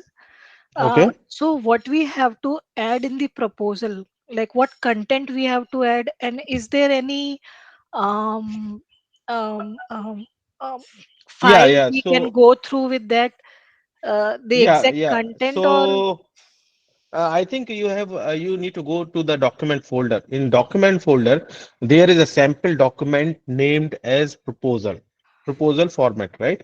You can go to the proposal format. That will give you a structure of what exactly the report you need to make. Now coming up to the proposal content, Dr. Ashwin showed you second document. That is a rubrics document, right? In rubrics yes, document, you can find what should be the content of the proposal, right? okay, So there are some sections are there, like executive summary, background of the problem, business problems, right, problem statements. After then you have to give a Gantt chart.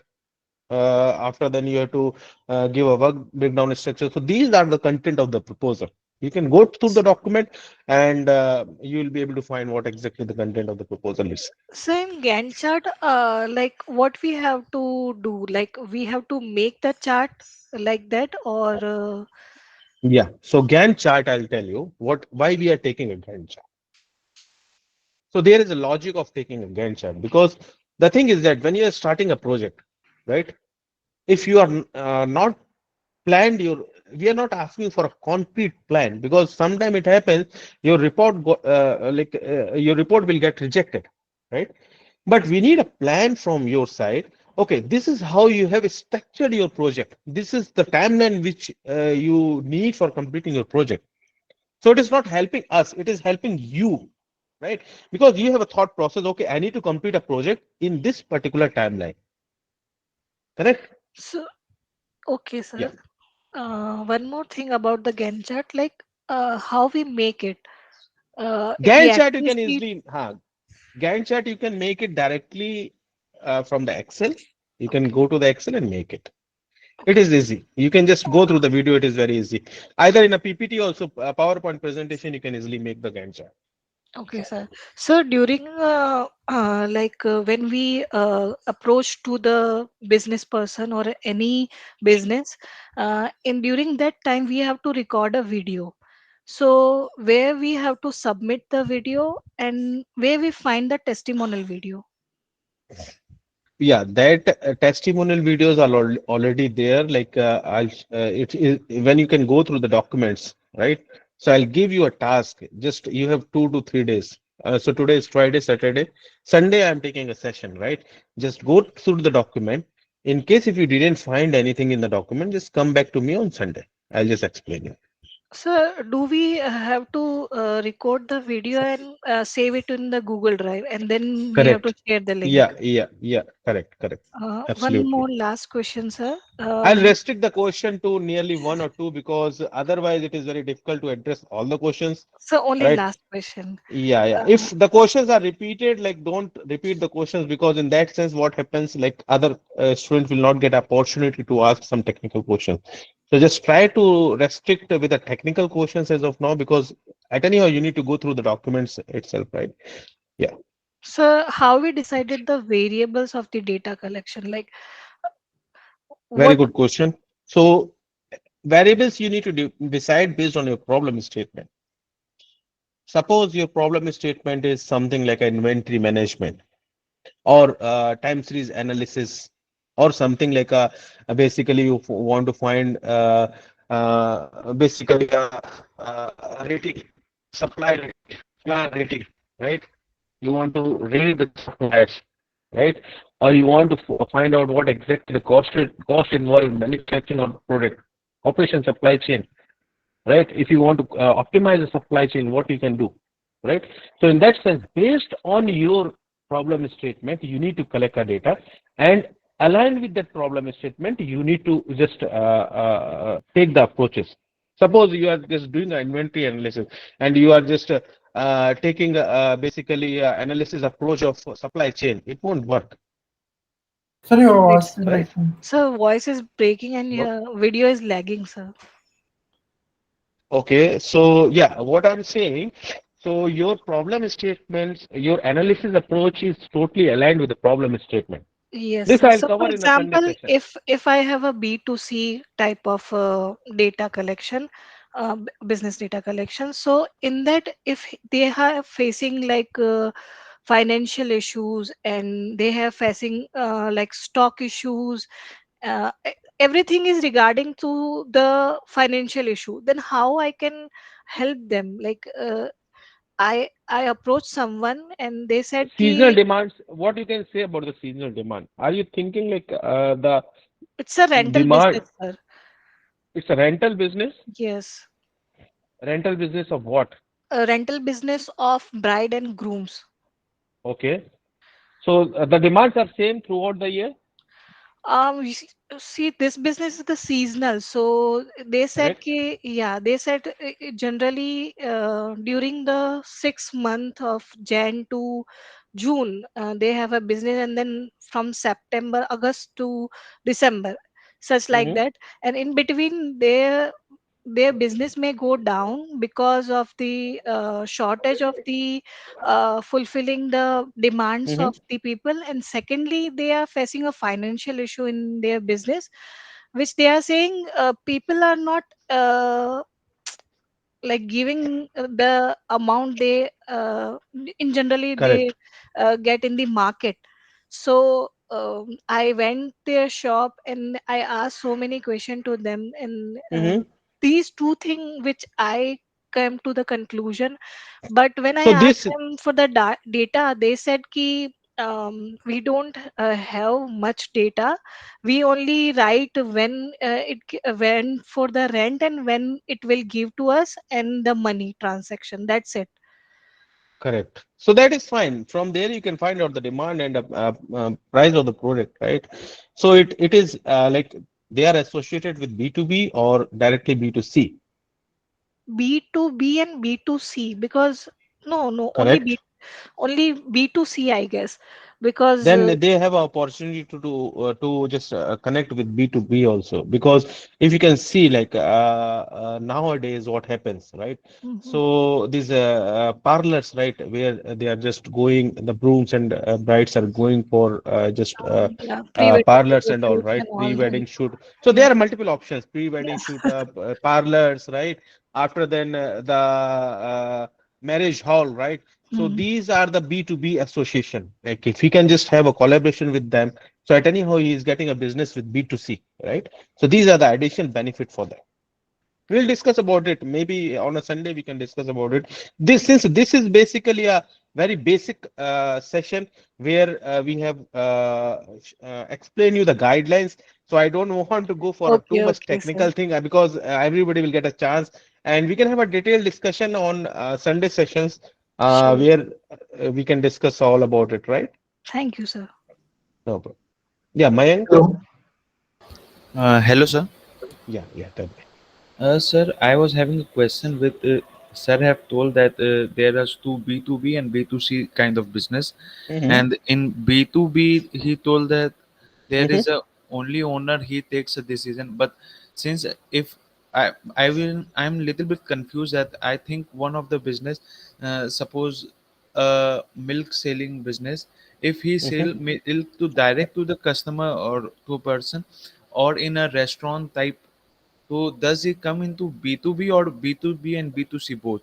Because Yeah, the so restaurant he sells is also a business where he is selling yeah, it. yeah.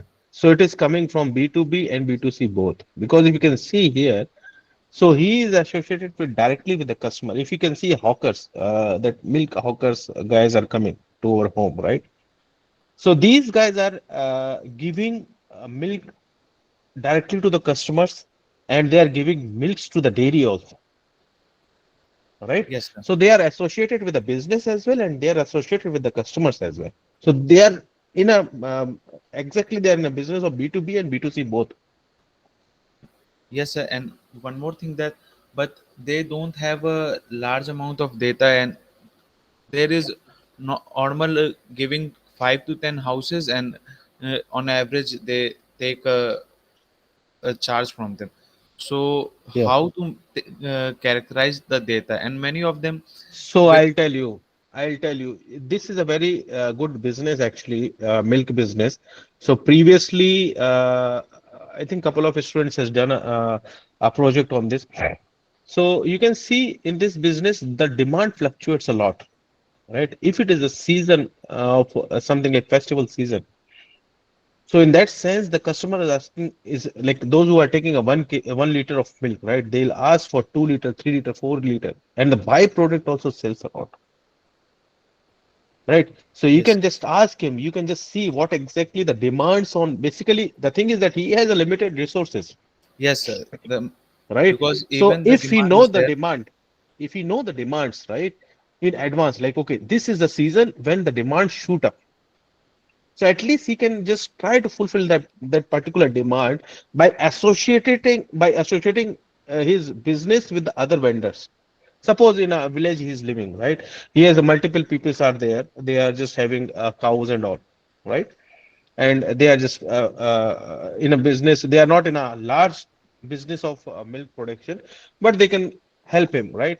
So if he knows the demand, like suppose the demand shoot up in Navratri, right? So from there he can just try to manage the extra milk which he calculated, like okay, this much demand will shoot in Navratri.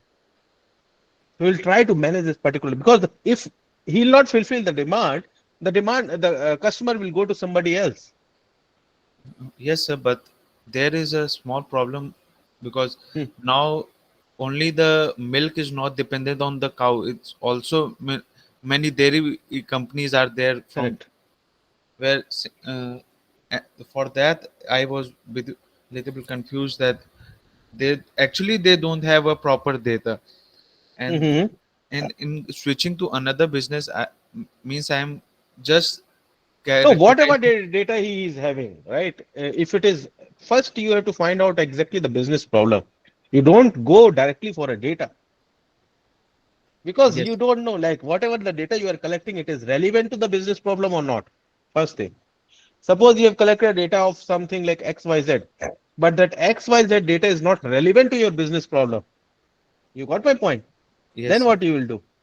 So first you have to see the business problem, and in line with the business problem, you have to take a data. Suppose you want to see a demand fluctuation, right? Or you want to see a rate trends in the market fluctuating for a nearly 1 year, right? Or you need to see the customer retention. How many customers are there with this particular vendor? What is the retention rate, right? So there are multiple things you need to think about. You need to discuss with him how many customers are there, how many customers are left in 1 years, right? So that might be a direct loss for him. If they are, he is losing customer frequently, it might be the case like after certain months he need to stop a business as well, right? So you need to see a customer retention rate. That is very, very important. But sir, the main thing is that the business owner not always not give all amount of data or all about the information about their business, because they always want to hide some of the things because they never open completely. I Because got your point, man. That is why I told. And this is where your pitching come is very important. How you are pitching them. If you are pitching them in a very random way, they will not support you, right? You just ask them some questions. Just try to explore what exactly the problems are there in milk business, milk hawkers business, right? You will get a multiple problems. Then you can discuss the problem first with them. Like these are the problems are happening. Are you also facing this problem? Then he'll say, no, no, these problems are not. Sorry. Then he'll say, no, these problems I'm not facing. I'm facing a different problems, right? So just try to build a conversation with him. Then only he'll just, because in one stretch he'll not give you a data. yes, sir. Got it? Yes, sir. And sir, Okay. one last question, that many of my friends are having a business and I go for or them to about information and regarding datas, but Mm. they always said that something is about billing, that something they give if on proper bill and something without a bill. Mm. So, and there is always a kind of thing that if the data he is giving that is not built, then another kind of problem that they will face with my with my project. No, so you don't have to take a confidential. You can go for a demand supply, right? At least they can have a demand and supply data, whatever they are procuring from the vendor and whatever they are selling. So demand and supply, you can just take a data. That from demand and supply, you'll get everything. Okay, sir. Got it? So at least Yes. he's giving a order. He's placing like if the condition come, the commodity is getting out of stock, right? He's placing order with the vendor, right? Yes, sir. So if he can just give that demand and supply data from there, you'll get everything. You don't have to worry about micro data or something. You can just take a demand supply and then based on that you can have a conversation with him. And sir, minimum how much time duration? 1 month, 6 month? How much time I duration? have given you a lab example, right, Mayank? So this question I'll not repeat again. I need to address other questions. I have given you a live example where I have taken one of our student who and given an example for that, right? Yes, sir. Yeah, Lalit. Hello, good evening, sir. Yeah, good evening. So, actually, sir, I work at a post office as part time. So, I Okay. do have access to the data of that office, the particular office that I manage. Uh, all the customers' data about all the Lalit, accounts just and give me a deposits and 1 minute time. I forget to just update one more important information which okay, okay, okay, okay. yeah. So I was discussing about one more domain we are just planning to open, right? So I'll just discuss about that particular domain. Okay. So we are planning to open one more domain that is something like a mid of your primary and secondary, right? where you need to, like, if you're going to the business, right? So you need to negotiate on some particular things to get a data, right? If you just give him something, then he'll just more happy to give you a data, right? So we thought to bring this particular mid phase where you can go and negotiate with the business on some technical thing, right? What technical things are there? You can say like, I'll just provide you, or I'll just build you some platform where you can store a data, analyze the data, or something like a dashboard type of thing. And in reverse, they can give you some data for computing a project, right? So this is what we are thinking. So in that mid stage of a project, or a mid pathway or a route of a project, you need to at least address one business problem, right? One business problem you need to address. Other problems, I think, like if you are just quoting three problems, so one should be your business problem. Other two might be a management, marketing, or basically a technical problem. We don't have any issues, but you need to address one business problem. Got it? So this is a new route we are just planning to bring. Okay, so it might be helpful. We'll just keep you updated all about this. Once it is ready, the portal is ready, then you can opt this particular domain and just meanwhile you can just do your exercise. You can just go with them and just try to, because you already are learning a lot of things, like making a website, making an app, making basically a dashboard, like through the advanced Excel, right? So take this opportunity, just go with a live project where you can just help out to them making with some technical dashboard or app or whatever they ask, and on the return they'll just give you some data which will help you to complete the project. Okay, so this is what we are planning to bring. I want to communicate this. Yeah, Lalit, I'll just go with your question. Sorry. Yes, sir. I was just mentioning that I do work at a post office. I do have access to the data that of the office that I work in.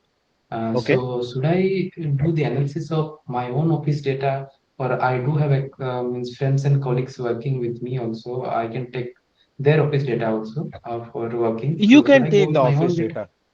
Lalit, you can take office data. We don't have any issue. But if you are going from primary approach, right, and in that sense, your the problem should be a business problem. Yes, sir. It should not be a technical or research, right? It should not. Your project should not be a purely technical or a research project. Yes, sir. Was it? You can just convert the So problem to the business problem. yeah, like sales problem. We often face like sales problem. Means reaching out to customers uh, and You doing need more to sales on you Insta. need to correlate this sales problem with the business aspect. So with Okay. this, what exactly the financial changes are happening, that you need to point out. That is something like called a business problem, where you can just bring out the technical things and merge the technical things with the financial part. Okay. Got it? So, right.